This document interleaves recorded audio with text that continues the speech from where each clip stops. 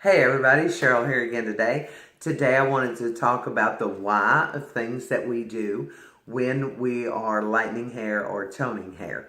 I want to share with you a little story somebody shared with me a few years ago about a little girl who went into the kitchen and asked her mom. She said, "Mom, why do you cut the end off the roast before you put it in the oven?"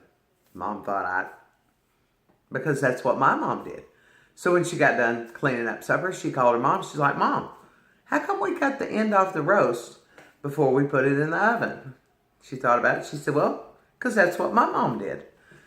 So she got off the phone. She called her mom. She said, "Mom, why do we cut the end off the roast before we put it in the oven?" Her mom said, "I've never figured out why you guys do it. I always did it because we were too poor and we couldn't afford a bigger pan." So understanding the why makes a huge difference in our approach when we're lightening hair and when we're toning it. So understanding why lighteners do what they do and how it works. So when we're working with lighteners, typically with most systems, it's 10, 20, 30, and 40 volume. In color, we've been taught with a lot of color lines, not all of them, that 10 volume is one level of lift, 20 volume is two levels of lift, 30 volume is three levels of lift, and 40 volume is four levels of lift. The same thing doesn't apply with lightening. Because here's the reality when we mix lightener with developer. 10 volume, 20 volume, 30 volume, and 40 volume all work the exact same way. The exact same way. They're the same chemical with a higher release of oxygen as you go up. So if I left 10 volume on long enough, I could get it as light as 40 volume. It's just not going to get there as quick. Same thing if I want to go from Los Angeles to New York City. I can get there on a skateboard, but it's going to take a very long time. I can get there on a moped. It's not going to take quite as long. I can get there in a car a whole lot quicker.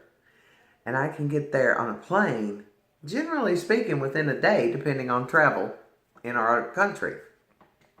So understand what you developers do. We're working with speeds, so we have to adjust it accordingly.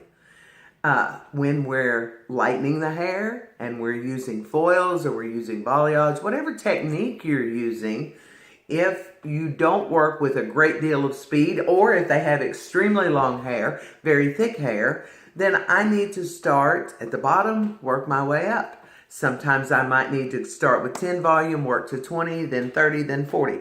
Maybe 20, 30, 40. If you're very fast, then maybe 30 and 40.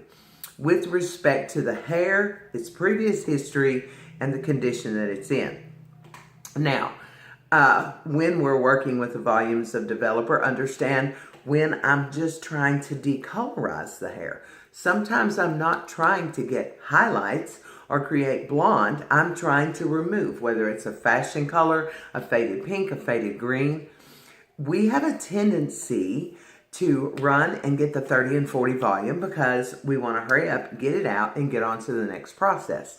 That's part of the microwave world that we live in.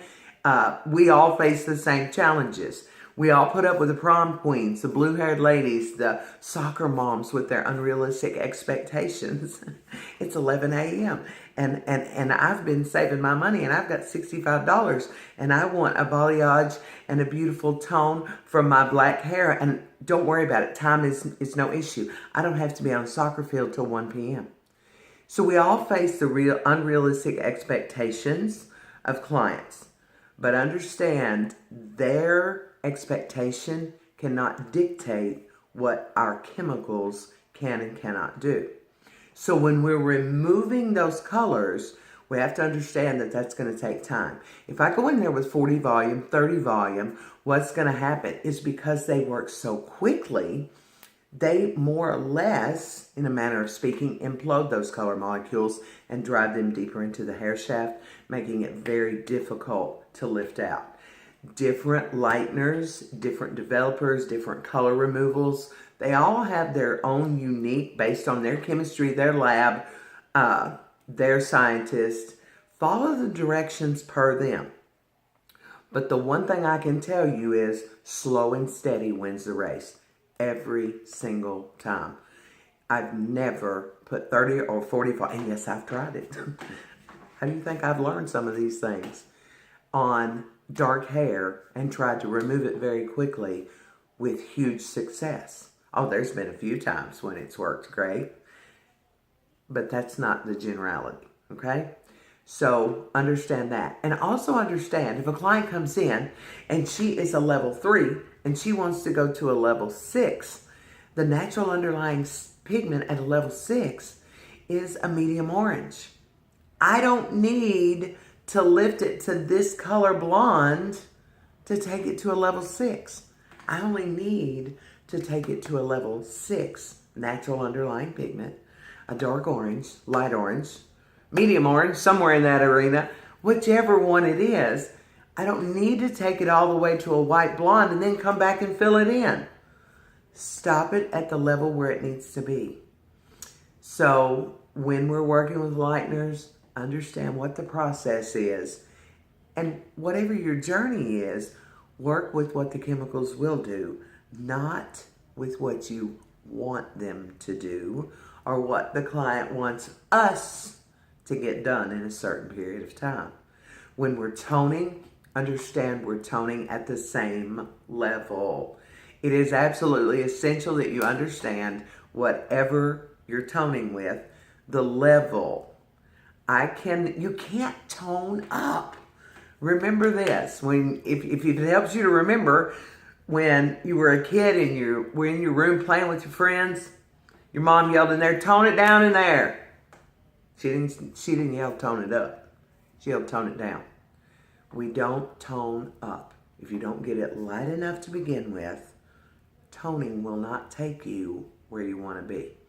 So understand that. The other thing about toners that I think is really important, somewhere over time in our industry with time constraints, we've been taught tone it in the shampoo bowl, 2 minutes. I've never understood that.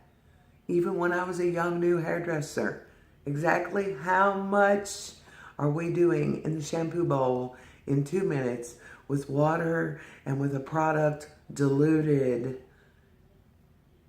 What happens there? I think what happens is we get enough of a shift in tone to appease us and appease the client out the door. That doesn't keep her looking good for 6 weeks, and your name is on her hair for 6 weeks. So those are some really important, I think, tips for toning and lightening that I hope helps everybody. And look me up on Instagram at Color1Up. That's the number 1, Color1Up. And on YouTube at Cheryl Segraves, Segraves, V as in Victory, ES. Look for more videos and have a great day.